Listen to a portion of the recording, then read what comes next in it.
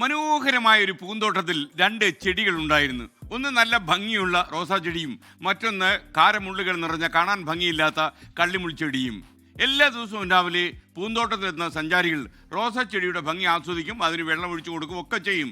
എന്നാൽ ആരും തന്നെ ഈ കള്ളിമുൾ ചെടിയുടെ അടുത്തേക്ക് പോയതേയില്ല.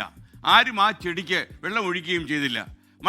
മഴ പെയ്യുമ്പോൾ മാത്രം ലഭിച്ച വെള്ളം കള്ളിമുൾ ചെടി അതിൻ്റെ തണ്ടിൽ ശേഖരിച്ചു വെച്ചു.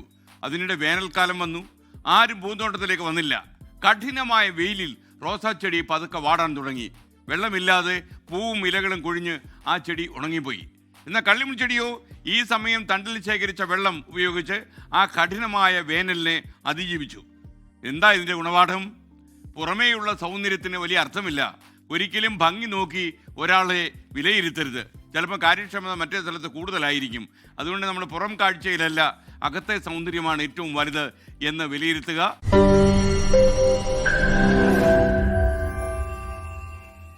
ലോകത്തെവിടെയായാലും ഏത് സമയത്തും 24 വാർത്തകളും ഓഗ്മെന്റഡ് റിയാലിറ്റി പാക്കേജുകളും എക്സ്പ്ലെയിനറുകളും വിശദമായി കാണാൻ ഞങ്ങളുടെ യൂട്യൂബ് ചാനൽ നിങ്ങൾക്ക് സബ്സ്ക്രൈബ് ചെയ്യാം.